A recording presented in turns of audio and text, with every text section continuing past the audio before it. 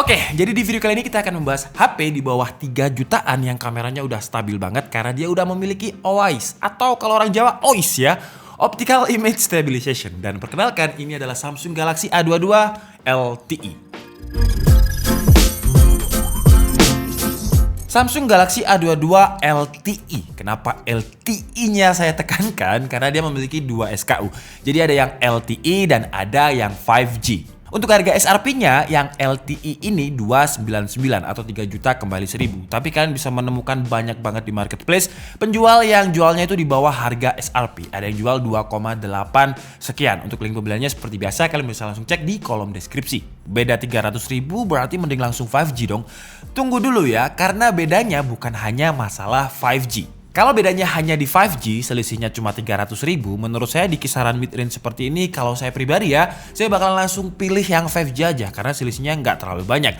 Walaupun di daerah saya ya, di Malang, di Jawa Timur ini belum support 5G. Entah kapan 5G bakalan masuk ke sini. Antara SKU LTE dan 5G bukan beda di jaringannya aja. Ada fitur OIS yang saya sebutkan tadi, di versi 5G-nya nggak ada. OIS atau OIS adalah kepanjangan dari Optical Image Stabilization. Beda dengan digital yang distabilkan secara software, optical ini secara hardware. Jadi kalau frame kameranya ini kita buka, sebenarnya kamera di dalam ini bergerak-gerak secara otomatis untuk menghasilkan foto yang nggak ngeblur dan gampang memfokuskannya. Terus kalau dibikin video juga bisa lebih stabil. Di varian 5G-nya, selain nggak ada OIS, spesifikasi kameranya juga berbeda. Kalau yang LTE ini kuad kamera dengan lensa utamanya 48 megapiksel, 8 megapiksel, 2 megapiksel, dan 2 megapiksel. Sedangkan di versi 5G triple kamera 48 megapiksel, 5 megapiksel, dan 2 megapiksel.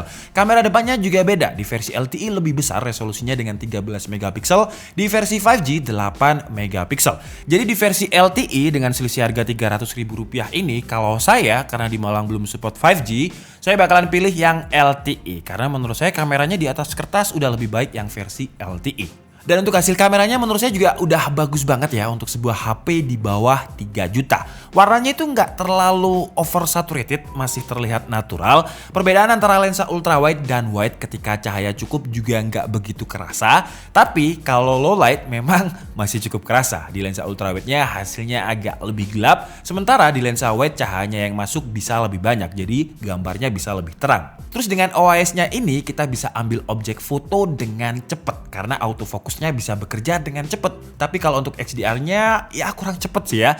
Dia kadang dapet, kadang nggak dapet. Jadi saya harus foto berulang-ulang biar dapat foto dengan HDR atau High Dynamic Range yang bagus.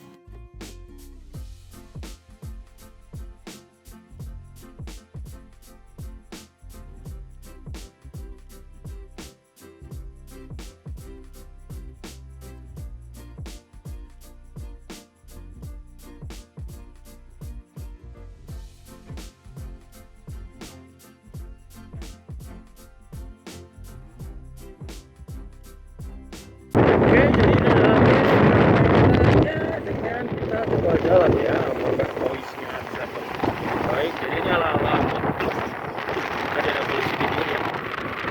Kita bisa lihat zoom ini masih stabil dan kalau kalian bisa mendengar suara saya berarti noise cancellingnya juga lumayan bagus. Dan ini adalah lensa ultrawide-nya. Nah, kalau misalkan cahayanya cukup, hampir tidak terasa perbedaan antara wide dan ultrawide. Oke, jadi ini adalah kualitas low light kamera belakangnya ya.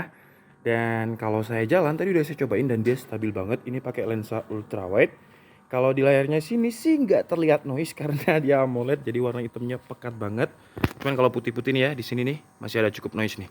Cuman walaupun low light ketika kita coba jalan dia masih stabil dan berkurang lah ya jitter atau kayak efek jelinya ketika kita pakai fitur stabilization on-nya ini. Nah, sekarang kita akan cobain pakai fitur ultrawide. Nah, ini kalau misalkan saya gunakan untuk jalan ya, kalian bisa lihat stabilnya seperti apa. Padahal jalannya ini terjal, gak jalan lurus, tapi masih tetap stabil. Dan ini adalah pakai lensa wide. Kalau lensa wide dia terlihat lebih terang daripada ultrawide-nya.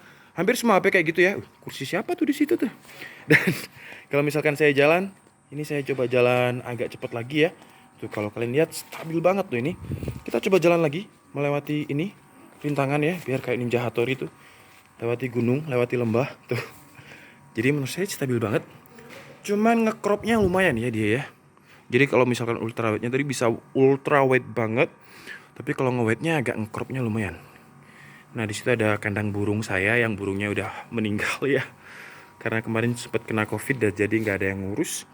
Ya tinggal kandangnya aja deh. Dan ini adalah kualitas low light, backlight juga ya. Di belakang itu ada lampu. Kalau misalkan saya balik kira-kira seperti ini untuk low light-nya. Jadi di bagian belakang tuh hitamnya pekat banget karena layar AMOLED-nya. Jadi saya jalan coba mundur, ya masih stabil loh. Tuh ini saya pegang tangan satu dan sekarang saya jalan agak pelan-pelan maju ke depan. Tuh ya, jadi masih stabil. Sekarang kalau kondisi backlight, kita mungkin kalian lagi live penampakan apa gitu ya, pakai kamera depan. Nah kira-kira seperti ini loh lightnya. Tuh masih cukup terlihat ya, walaupun ada beberapa noise, tapi untuk sebuah HP 3 jutaan menurut saya sih untuk OIS-nya terutama udah oke banget.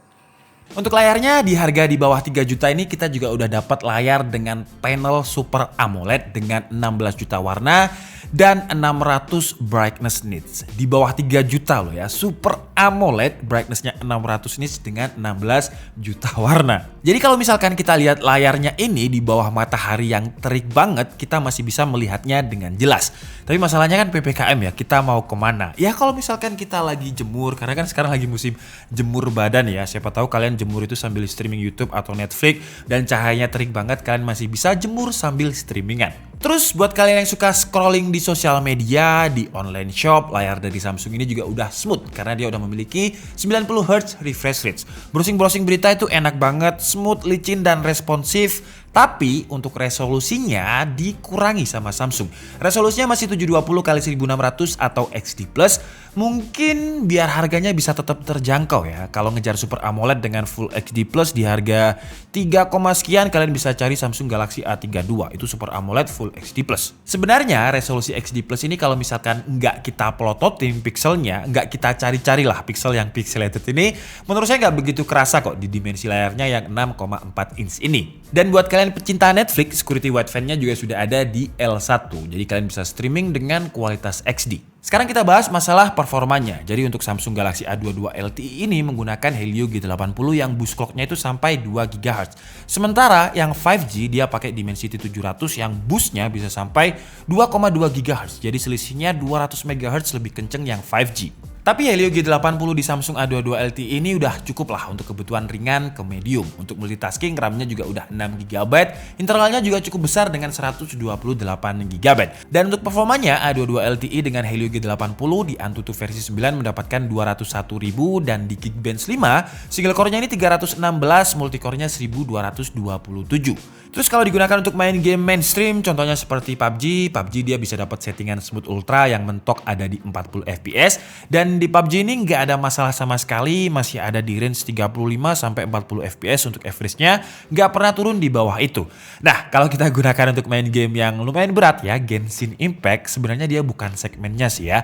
Di settingan paling low-nya aja dia nggak sanggup dapat 30 fps yang menurut saya itu adalah angka minimal untuk main game yang nyaman atau playable.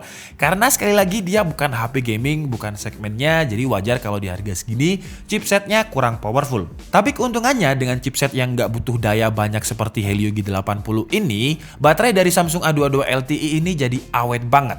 Saya gunakan untuk Netflix 1 jam berkurang cuma 6%. PUBG 1 jam cuma berkurang 9%. Padahal itu tadi saya pakai settingan refresh rate yang tinggi 90 Hz. Karena emang baterai dari Samsung A22 LTE ini gede banget, 5000 mAh. Untuk layarnya juga sudah support 10 multitouch, untuk sensornya juga lengkap, yang absen adalah light sensor, temperatur, dan juga pressure sensor. Untuk OS-nya udah saya coba update yang paling baru, dan paling barunya adalah di One UI 3.1 dan Android-nya udah versi 11. Terakhir kita bahas masalah desain. Kenapa desainnya saya taruh akhir-akhir kalau biasanya saya taruh di awal? Karena menurut saya desainnya ini biasa aja, nggak ada yang spesial. Menurut saya loh ya, karena desain itu kan selera orang masing-masing. Warnanya ini polos, nggak ada gimmick warna-warni, bingkai kameranya dadu, yang menurut saya udah mainstream banget. Jadi saya ngerasanya ya itu tadi, nggak ada yang spesial kalau masalah desain. Untuk bahan materialnya juga pakai plastik polikarbonat, di bagian depannya juga menggunakan desain ciri khas Samsung, di harga mid-range dengan selfie kamera yang ada di tengah. Untuk portnya di bagian kanan ada volume up and down, tombol power yang menyatu sama fingerprint. Ya, jadi fingerprintnya side mounted seperti ini, walaupun panelnya udah Super AMOLED, dia belum in display fingerprint. Sekali lagi mungkin karena mengejar harganya biar terjangkau. Terus di bagian bawah ada audio jack, Type-C, dan speaker. Di bagian kiri ada SIM tray, di atas ada lubang mic untuk beratnya 186 gram dengan ketebalannya ini 8,4 mm. Oke guys, jadi mungkin cukup segitu aja video review dari Samsung Galaxy A22 LTE. Saya tekankan lagi ya, ada LTE karena dia ada 2 SKU, LTE dan 5G yang selisih 300.000 tadi. Kesimpulannya, dengan harga di bawah 3 juta, kelebihan yang paling menonjol dari A22 LTE menurut saya adalah kameranya yang memiliki OIS, Optical Image Stabilization, yang di versi 5G-nya aja nggak ada. Jadi antara Samsung A22 LTE dan juga 5G ini bukan trik marketing Samsung, karena biasanya kan ada decoy price. Kalau nggak salah itu adalah harga yang memang disengaja biar nggak laku. Contohnya ya, kalau saya ke Starbucks, saya pasti bakalan pilih langsung, kalau dikasih pilihan antara M dan L ukuran minumnya, saya bakalan pilih yang L. Karena kalau nggak salah selisihnya cuma 4.000. Dengan selisihnya 4.000, pesikis kita pasti bakalan langsung, ya udah yang besar aja deh, selisihnya cuma 4.000. Tapi di Samsung antara LTE dan 5G ini nggak seperti itu, karena bedanya bukan hanya di jaringannya aja. Bedanya lumayan banyak dari sisi kamera, panel layar, dan juga chipset. Buat kalian yang seperti saya, yang daerahnya belum support 5G dan nggak tahu kapan masuk, pengen hasil kamera yang lebih bagus, ya menurut saya yang LTE ini cocok. Tapi kalau emang ngejarnya yang versi 5G, karena mungkin di daerah kalian udah ada 5G, ya menurut saya dengan selisih 300.000 mending yang 5G. Karena saya pribadi pengen banget nyobain 5G ya, tapi ya belum bisa ya, masih PPKM. Saya pengen ke Jakarta, pengen nyobain tapi belum bisa. Intinya A22 LTE ini bisa menjadi referensi yang menarik banget buat kalian yang mencari HP di bawah 3 juta, karena dia udah punya fitur OIS, baterainya gede, Super AMOLED, refresh rate 90Hz. Oke, jadi mungkin cukup segitu aja video review kita kali ini. Saya minta maaf kalau ada kesalahan dalam penyampaian informasi. Seperti biasa, kalian bisa mengkoreksinya di kolom komentar. Saya Niki Setiabudi and see you on the next video. Bye bye.